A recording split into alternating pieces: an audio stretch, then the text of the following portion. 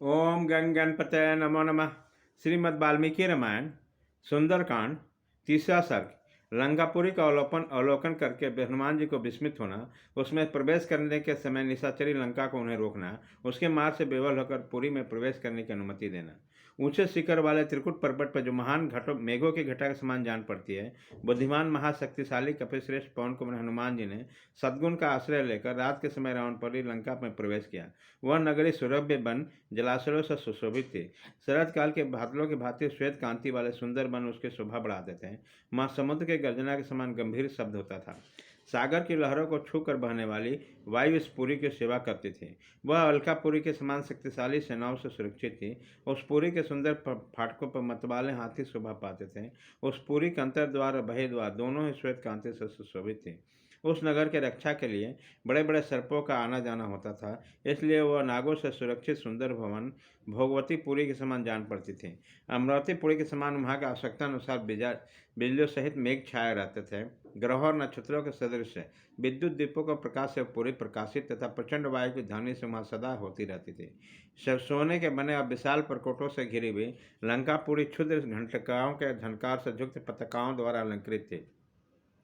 उस पुरी के समीप पहुंचकर हर्ष और उत्साह से बने हुए हनुमान जी सहसा उछलकर परकोटे पर चढ़ गए। वहां सब ओरी से लंकापुरी का अवलोकन करके हनुमान जी का चित्त आश्चर्य से चकित हो उठा। स्वर्ण के बने हुए उस द्वारों से उस नगरी का पूर्व शोभा हो रही थी। उन सभी द्वारों पर नीलम के चबूतरे बने हुए थे। वह सबके द्वार हीरो स्फटिक और मोतियों से जड़े गए थे। मणिमय फर्शें उनकी शोभा बढ़ा रही थी। उनके दोनों ओर तपाए स्वर्ण के बने हुए हाथी शोभा पाते थे। उन द्वारों के ऊपरी भाग पर चांदी से निर्मित होने के कारण स्वच्छ और श्वेत था। उनकी सीढ़ियाँ नीलम की बनी हुई थी। उन द्वारों के भीतर भाग स्फटिक मणि के बने हुए धूल से रहित थे। वो सभी द्वार रमणीय और सदा भवनों से युक्त तथा सुंदर थे। इतने ऊंचे थे कि आकाश में ऊंचे उठे हुए जान पड़ते थे। वहाँ क्रोच और मेयर के कलर गूंजते रहते थे। वहाँ द्वार पर राजहंस नामक पक्षी भी निवास करते थे। वहाँ भांति व्यथे के वाद्य और आभूषणों की मधुर ध्वनि होती रहती थी, जिससे लंकापुरी सब और सब प्रतिध्वनि हो रही थी। कुबेर को अलका के समान शोभा पाने वाली लंका नगरी त्रिकुट के शिखर पर प्रतिष्ठित होने के कारण आकाश में उठी हुई से प्रतीत होती थी। उसे देखकर कपिवार हनुमान को बड़ा हर्ष हुआ। राक्षस की राज की वो सुंदरपुरी लंका सबसे उत्तम और समृद्धशाली थी। यह देख पराक्रमी हनुमान जी इस प्रकार सोचने लगे, रावण के सैनिक हाथ में शस्त्र लिए इस पुरी की रक्षा करते हैं, अतः दूसरा कोई इसे बलपूर्वक अपने काबू में नहीं रख सकता। केवल कुमुद अंगद महाकपि श्रेष्ठ मैन दिविद सूर्यपुत्र सुग्रीव बानर कुशप्रभा और बानर सेना के प्रमुख वीर ऋक्षराज जाम्बवन भी मेरी ही भी पहुंच से पूरी के भीतर हो सकती है। फिर महाभाव श्री राम और लक्ष्मण के पराक्रम का विचार करके हनुमान जी को बड़ा प्रसन्नता हुआ।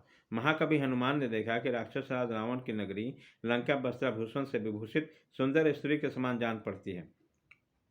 रथ में परकोटे ही इसके वस्त्र हैं। गौशाला तथा दूसरे दूसरे भवन आभूषण पे हैं।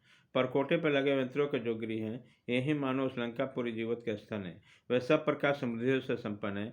प्रकाशपूर्ण दीपों और महान ग्रहों ने यहाँ का अंधकार नष्ट कर दिया। तदंतर बानर श्रेष्ठ महाकपि पवन पुत्र हनुमान ने उस पुरी में प्रवेश करने लगे। इतने में उस नगर की अधिष्ठात्री देवी लंका ने अपने स्वाभाविक रूप में प्रकट होकर देखा। बानर श्रेष्ठ हनुमान को देखते ही रावण पलित लंका स्वयं ही उठकर खड़ी हुई।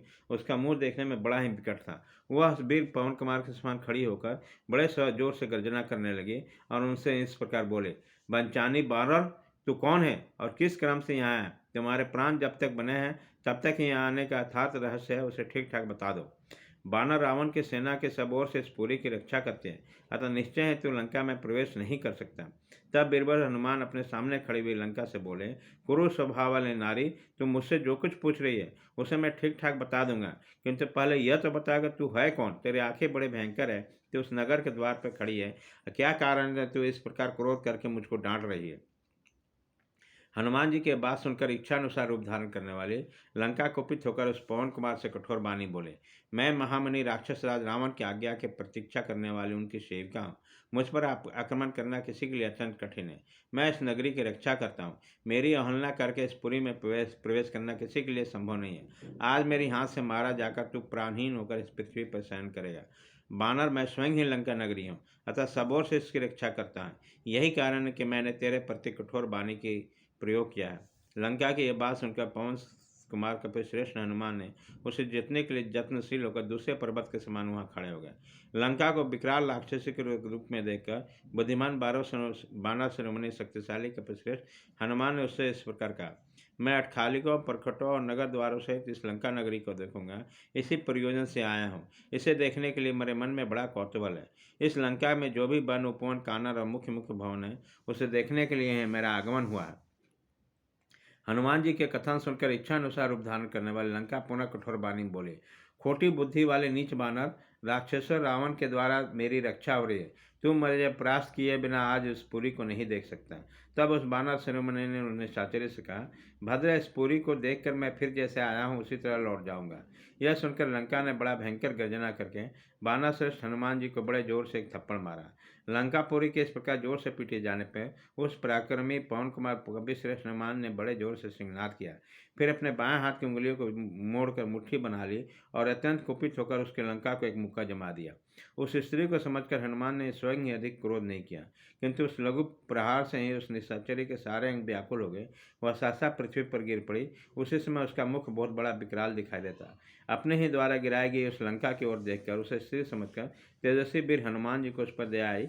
उन्होंने उस पर बड़ी कृपा की।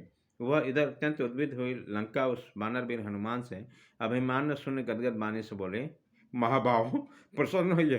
कपिश्रेष्ठ, मेरी रक्षा कीजिए। समृद्ध, महाबली, सत्य गुणशाली वीर पुरुष शास्त्र की मर्यादा पर स्थिर रहते हैं। शास्त्र में स्त्री को अवध्य बताया, इसलिए आप मेरे प्राण न लीजिए। महाबली वीर बानर, मैं स्वयं लंकापुरी हूँ। आपने मुझे पराक्रम में मुझे परास्त कर दिया।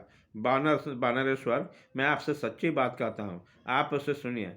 साक्षात स्वयं ब्रह्मा जी ने मुझे सब वरदान दिया था, वो बता रही हूँ। उन्होंने कहा था कि जब कोई बानर तुझे अपने पराक्रम से बस में कर ले, तब तुझे ये समझ लेना चाहिए कि राक्षसों पर बड़ा भारी भय आ पहुँचा है। सौम्य, आपके दर्शन पाकर आज मेरे सामने वह घड़ी आ गई है। ब्रह्मा जी ने जिस सत्य का निश्चय कर लिया, उसमें कोई उलटफेर नहीं हो सकता।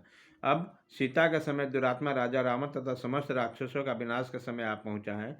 कपिश्रेष्ठ, अतः आप इस रावण पर पालित पुरी में प्रवेश कीजिए। यहाँ जो जो कार्य करना चाहता हूँ सबको पूर्ण कर लीजिए। बानेश्वर राक्षस रावण के द्वारा पलित यह सुंदरपुरी अभिशाप से प्राय नष्ट प्राय हो चुकी है। अतः इसमें प्रवेश करके आप स्वेच्छानुसार सुखपूर्वक सर्वत्र सती साधु जनक नंदी सीता को खोज कीजिए। इस प्रकार श्री वाल्मीकि निर्मित 4 रामायण आदि काम के सुंदर कांड में तीसरा सर्ग पूरा हुआ।